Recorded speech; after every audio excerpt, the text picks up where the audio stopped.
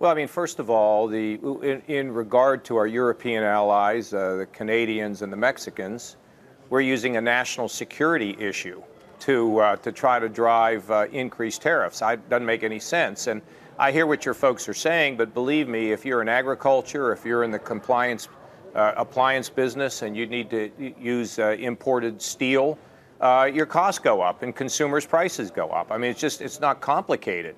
So if you have a beef with the agreements that were set in place by your predecessor, then go through the normal channels. Don't just be slapping things on there. And do we need an expedited process to deal with countries that may be cheating under the rules? Yes, of course we do.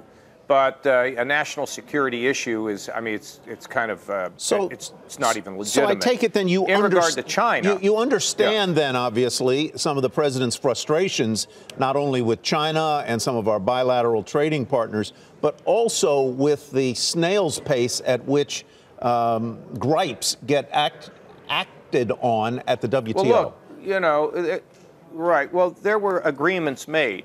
And in agreements, there's always trade-offs. One country gets something on one end and another country gets something on the other end.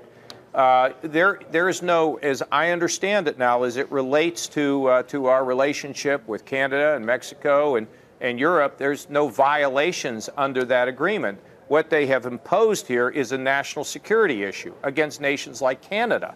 I mean, what are we talking about here? And so I just don't accept that. If you have a legitimate beef, then get back to the table and begin to negotiate it and change the agreement that had been reached. Because what this does with our closest allies, and you take this, you take the environment issue, the withdrawal from the Paris Accord, the unilateral action on Iran, the kind of dressing down that happened at the G7. I hope we're going to have a better summit in Europe. What we're doing is we're creating a division with our friends who have kept the peace for 70 years in this world.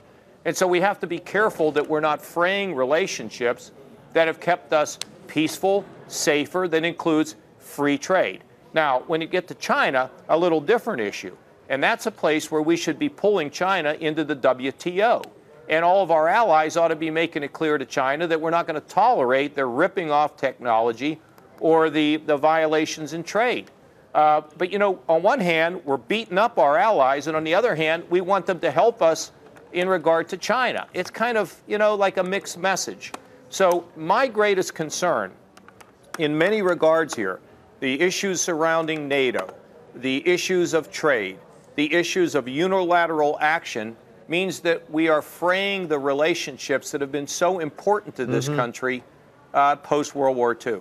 Tell us about this new technology, the mobility technology that you're showcasing today. And, you know, as long as we're talking about trade issues, is this the kind of business and industry that can create more jobs for your state?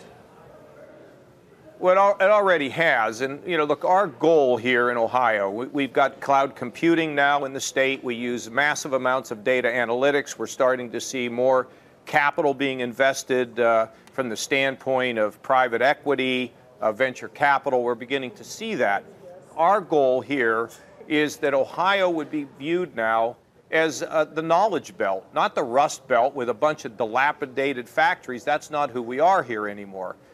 We've invested enormously in infrastructure. This facility I'm at today will be the largest facility like it in the entire continent, and will allow people to come in here on a full-time basis to be able to test connected cars, be able to test fully automatic cars, be in the position of where we're going to be able to see, you know, fully autonomous vehicles. You know, you go, it's a process. It's connected. It's fully autonomous. Sure. This is a facility that can accommodate all people from all over the world, and we're seeing people come now. So, Governor, this is a technology in which a lot of companies, a lot of states are investing millions of dollars in, and I expect that or suspect that there will be a lot of IP generated from this self-driving car center that you're aiming to build in Ohio. I mean, part of the whole trade row with China is protecting that intellectual property. I mean, self-driving and autonomous vehicle technology is something that China is very dedicated to developing on its own. So how would you go about making sure that that IP is protected, if not through the threat of tariffs and so on, as the president is going down that road right now? Right. Well, isn't that part of the WTO? Isn't that why we let China in the WTO? To say that they're rules of the road, and when you violate the rules of the road, you need to call them on it. And I have my disagreements with the way that the Chinese have stolen technology. I also kind of wonder about when companies have gone to China, were they under an illusion that China wasn't going to steal their things? So there's a little bit of responsibility on the part of the businesses that decide to go, that may give up some of their secrets, or where they're forced to cooperate with the Chinese government. These are serious issues.